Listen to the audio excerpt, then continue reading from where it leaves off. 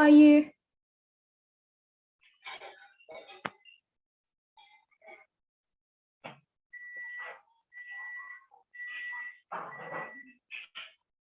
I'm good, thank you.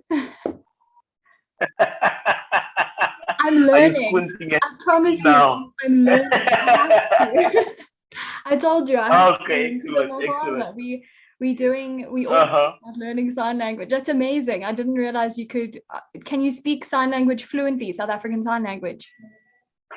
No, I am also learning. So much like you, I'm still in the process. Fine, that's but amazing. I love the responses. It's an amazing thing to learn. I love the responses. I wasn't expecting that, but thank you. I think a few years ago, look, this might reveal my age, but a few years ago, we were encouraged to learn Mandarin. Yes. Because, the world believed that, Chinese are taking over and you have to know Mandarin. If not, you're going to fall behind, etc. But I strongly believe that notion has shifted a lot to sign language now. Sure. Because the focus has become inclusion. Yeah. And, of late, I think you would be able to acknowledge that there's been a great focus on gender inclusion as well as race, etc. But I found myself so bewildered in the thought that in Parliament at the moment, there's a deaf colored woman by the surname of Drushan. Yes. That no one really knows of, And so automatically, she is female, she is colored, so she, fits that criteria for the first 2 points of inclusion. But because she's deaf, 9 times out of 10, no one knows who she is. Exactly. So, yeah. It's something to think about because our world is changing and we have to change with it. The only way I actually wrote an essay on this for university a couple of weeks ago. I was talking mainly about gender exclusion and stuff like that. And a point that I came across is that South Africa is trying at least so hard to move towards a fully equal society. And the main focus is on race, which is so necessary, but there's also so many other things. As you said, we have to also focus on things like disabled communities, regardless of what kind of disabilities they are. We have to cater for them as well. So thank you. What you're doing is absolutely amazing. And I can't wait to learn a bit more about it today. I look forward to our interview. I was very excited, very, very excited. So yes, I'm so glad. Looking forward to it. I'm so glad because I'm also, as I told you previously, this is something that's very close to my heart, and I just so appreciate everything that you do. But I want to ask you, before we get started, can I ask you to give a quick introduction about who you are and what you do so that our viewers can understand a bit more about you? Excellent. I'd love to do that. So firstly, my name is Claybourne. So the best way to explain it is hi. My name is Claybourne. Yes. I am the CEO of Deaftouch. Okay. So, council and viewers, Deaftouch was really born of the confluence of the call center and assistive technology industry. I basically spent 16 years of my corporate career in call centers, where I worked for some of the leading insurance and financial institutes in South Africa. We service both local and international markets, but whenever I was confronted with having to deal with a deaf customer, this transaction could not happen seamlessly. For a non-deaf person, it's a simple call that's about 30 minutes, sometimes even less. But for a deaf person, it was a 3 to 5 day process. Sure. And that caused not only frustration to me, but because I have this great level of empathy and sympathy, but also compassion, because my father named me Claybourne after the first human rights activist that fought alongside Martin Luther King Jr. So I naturally have this high level of empathy and sympathy. I couldn't help but put myself in the shoes of a deaf person. Yeah. And so call centers, unfortunately, or fortunately, I would say, is going to be around, in my personal view, for the rest of the fourth industrial revolution and also the fifth industrial revolution, I believe. And so it really became a bit of a difficult point to constantly run into that situation and not be able to fluently assist a deaf person. So what the process included then for a deaf person, Kelsey, was that they had to have a third party be the contact person on their policy for, and this is just insurance, right? So a third party has to be listed as the contact person, but what that requires is you as Kelsey, in the situation now of your dad, sorry to use him as an example, but if you were the contact person, you would have to sign a power of attorney through your lawyer, have that power of attorney sent through to the insurer. The insurer then would add you as the contact person, and you would have to deal on his behalf on his insurance. Now, I don't know if that sounds in any way tedious, but just for this point to hit home, I then found out that for a deaf person to contact 10,111 in the case of an emergency, impossible, cannot be done. It's true. And that's what gave birth to our purpose. And our purpose is very simple: is to connect the world to the deaf, not the deaf to the world, to connect the world to the deaf using accessible communication solutions. We believe that this further creates platforms for diversity, for equity, as well as inclusion. So that's it in a nutshell. That's amazing. That's absolutely amazing. That's, of course, I've thought about and witnessed the difficulties of what deaf people face every day.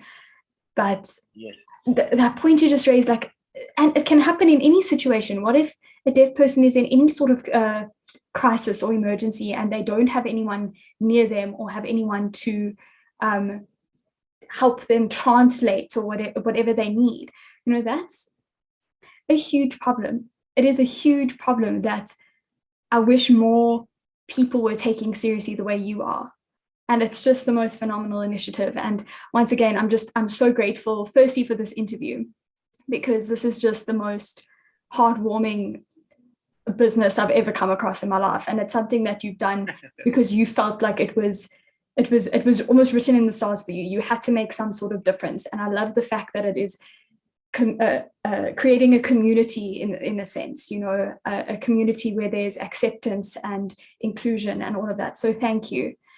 And I only have a couple of questions for you. I just want to get to know a bit about your business and to also just explore the way that it actually relates to what I do at Dynamic Body Technology in some senses. Okay. So, you know Mark, of course. So Mark is our team leader at Dynamic Body Technology. And our business focuses on ideas of employee wellness and wellness schemes, physically, mentally, emotionally, or the whole package, okay, a full wellness package.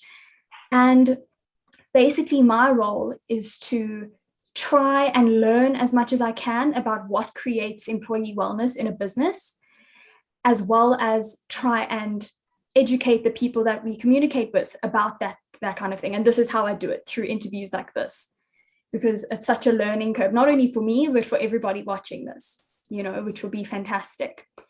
So what I want to ask you is, I think it goes without saying that Deaftouch provides a huge amount of employee wellness to people and to businesses, right? Because it's just creating this whole energy of inclusion. But I want you to tell me how you think it does that. How does Deaftouch create wellness, and what kind of wellness does it create for employees or for people? Wow. Kelsey, that is such a loaded question. I know. So I'm going to try and answer it from my experience in the corporate field, being in corporate and so forth. And I'm going to try and relate it to a very new space, because at the moment, our go-to-market strategy is call centers. Now in South Africa alone, there's over 1,900 call centers. Sure. These call centers employ over 200,000 people. That's a lot. But call centers have a very toxic culture, especially with the churn rate of employees. And so you actually have a culture within the call center industry that's not very healthy. And what happened is, I worked for over 8 different financial institutes. And every time I moved over, I actually used to find previous colleagues. Oh, of course. The new workplace. Always. Because call centers are exceptionally, the environments are not easy. But it comes down to one important thing, Kelsey, it's culture. So in the corporate space at the moment, there's this huge shift towards culture. But the way that corporates are currently portraying it is very surface level. So what the marketing department is able to put out about a company, how good it looks from the outside, there's great emphasis placed on that. But I've come to find in my 16 years of being in these environments that if you really want to understand the culture of the company, go and speak to the tea lady. It's very true. Then you start to speak to the cleaners, then the cleaners, your bottom line staff, which they call bottom line staff, so your call center advisors, etc. Interview those. Don't start at the top. Simply because I, as a CEO, can tell you a great thing about culture. You know, I can gonna make your business well good. Because and I'm the CEO, so you have to believe what I'm saying. Exactly. But if you really understand it, go down to the tea lady. And so what Deaftouch seeks to do is really we are just trying to reimagine what culture should look like in the context of a rainbow nation. And that's the one beautiful thing about us as South Africans. And it's the one thing that really makes me patriotic about our country is that we have this rainbow nation ethos that forms the basis of what we can build on. Yes, we are still imperfect. Yes, we are only 27 years into our democracy, but we have a foundation that no other country has, and we can really work on that. So sign language is now in the process of becoming the 12th official language, which is great news. And we're trusting that within the new year, this will be announced. And so what this means for an inclusive environment is that it has to make sure that Claybourne as a deaf person, Kelsey as a deaf person, does not in any way, when they step into any environment, in any workplace, feel that, you know what, I'm on the outside. And so our perfect vision that we have in our mind is the minute that Claybourne walks into a reception, he won't have an issue with communication. Yeah. And because receptions tend to be the face of the company, the minute that I walk in there for an interview, as a simple example, I already feel welcomed because there is some sort of accessibility created for me to have a fluent conversation, even if it's just with the reception lady. And that automatically will extend into that interview room, and it will extend then once I do become an employee, because now I feel like, you know what, I am part of this place, I'm part of this environment. I have been well accommodated, and it goes beyond accommodation to being fluent in every environment, as opposed to, oh, Claybourne is coming. It's simply a case of, hi, Claybourne, it's really nice to have you here. And that's how the conversation continues. So that is how I view it. And I trust that answers the question. Absolutely brilliantly. And you just raised such an amazing point. You know how we refer to deafness or blindness as a disability. And I mean, yes, technically it is a disability of sort, but it doesn't need to be a disability in terms of capability, if that makes sense. And I think the reason that it is still referred to as a disability in terms of work is because so many places don't cater for the deaf and blind communities, meaning as a deaf person, as you said, walking into a job interview or walking into a store and needing help with something, whatever it is, there shouldn't be that language barrier. We should be able to communicate because it's 2021. And as you said, we're 27 years into our democracy. We need to, actually progress to looking at like multitudes of communities and multitudes of inequalities.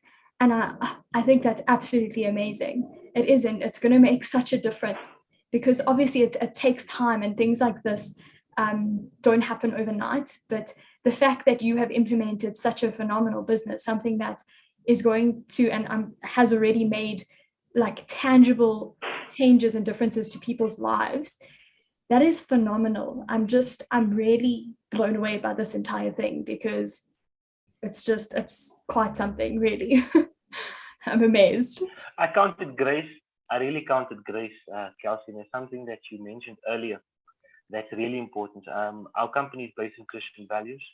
And so our faith simply is that if we step out of our comfort zones and really listen to that which is inside of us and act upon it, we can most certainly be the difference that the world needs to see. And so a few days ago, in fact, it was the International Day for People with Disabilities. Yes. And I really love the fact that we have these great platforms called social media, where we're able to really highlight the importance of inclusion and be able to give a voice to that which previously couldn't receive a voice because technology was not so advanced. And now you and I are having this amazing conversation thousands of kilometers possibly apart, and that's what technology has done. Yeah.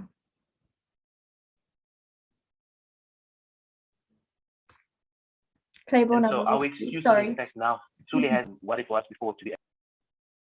There's not means, how are we going to do this? It's not possible for us to do this, but now it's become possible.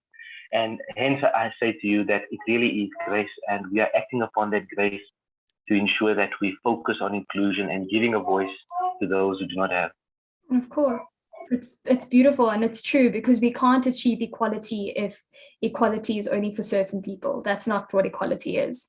Equality is for everybody, and that means workplaces for deaf people and opportunities for everybody, regardless of disability or race or gender or anything in between, religion, anything. And I think that that's just so wonderful.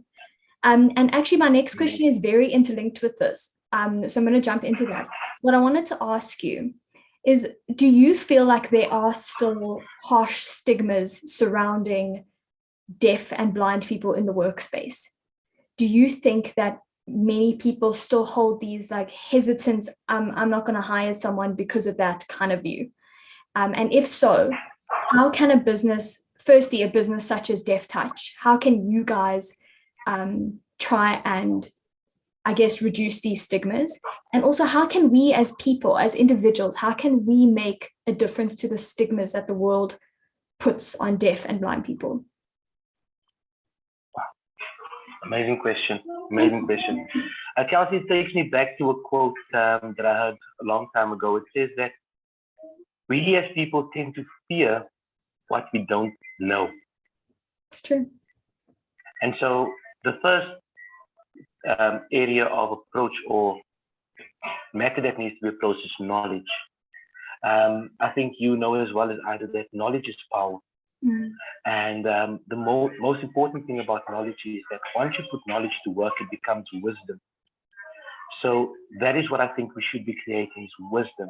Wiser societies, wiser places, wiser spaces, so that these stigmas can be overcome. And yes, there definitely are still great amounts of stigma. One of the case studies that we sadly came about a little earlier in this year was a multinational company. In fact, it was an international company that is also based here in South Africa. There's a deaf person that walked into the interview room. So they were communicating via email most of the time and so forth. So it seemed that it wasn't picked up during those communications, and the person walks into the interview room and they're deaf.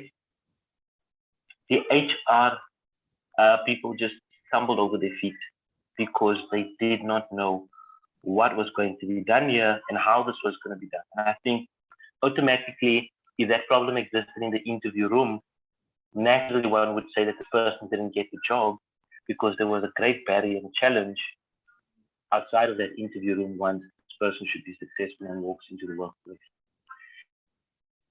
And so those stigmas really come more from, like I said, what we don't know. Because the minute that you don't know sign language, there's a stigma.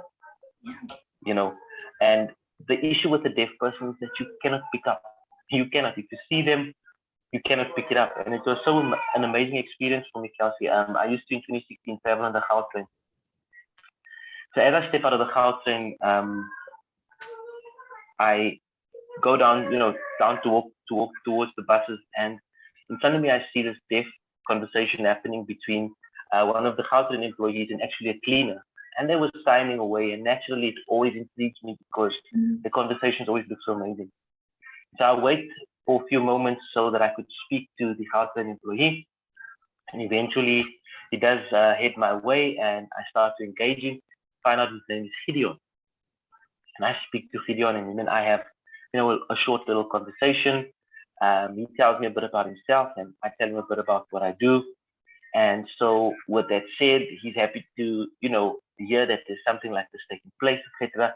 And I'm happy to actually just have met him and be able to interact with him to some degree, because he actually had a cochlear implant. So as I said my goodbyes, he said his goodbyes. I walk away, and he walks with me.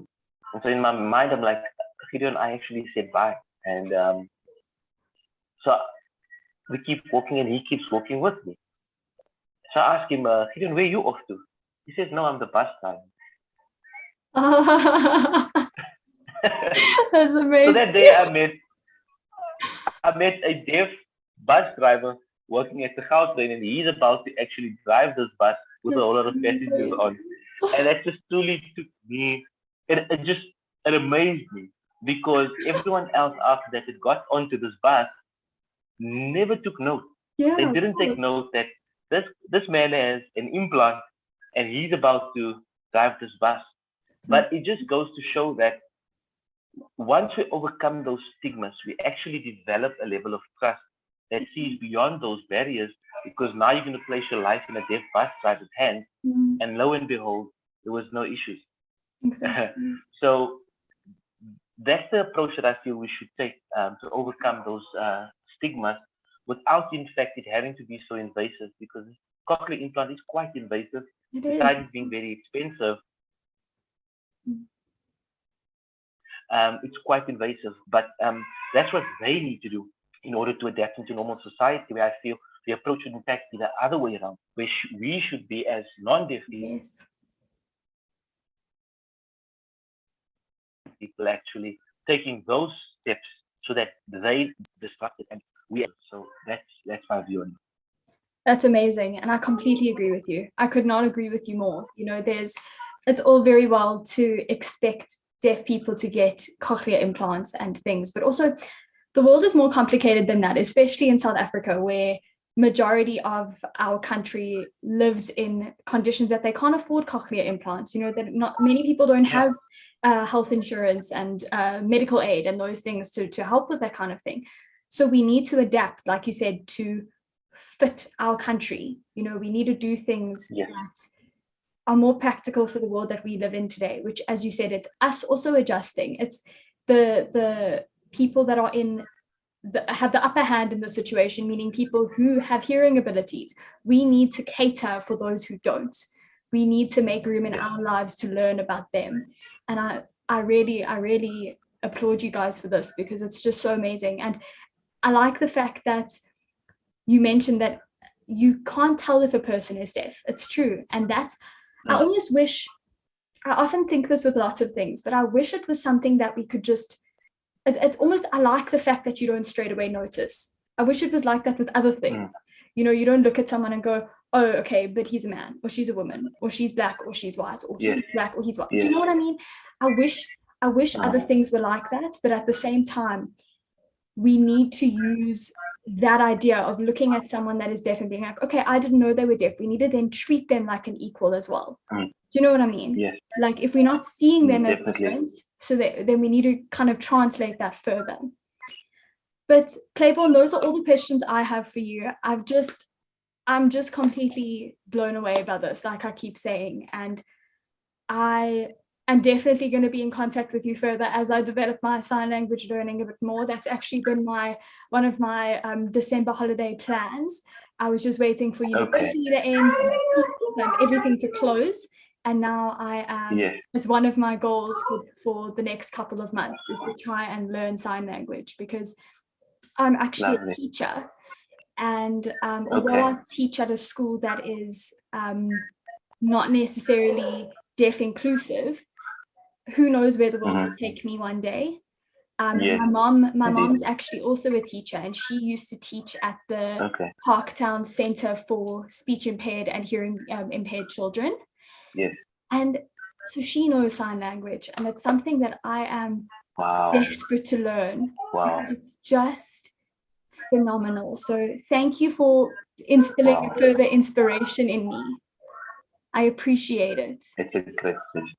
It is a great pleasure, Kelsey. I really hope that God will use you greatly, and which He is already doing. And I'm grateful for this interview. Thank you. I do believe that you're part of a generation that is so important for us as a society to start seeing beyond those barriers and just seeing each other for who we are, beyond race, beyond gender, beyond disabilities, etc. So many blessings to what you are doing and what you are looking to accomplish. I trust that it will be a path filled with great enlightenment for you, so that you can bring that light unto others. So God bless you richly. Thank you so much, Claybourne, and same to you. Thank you so much for taking time out of your day to talk to me. I so appreciate it. And we'll definitely be in touch in the future, but thank you so much. You and your team are just an absolute inspiration, truly. Awesome. Thank you so much.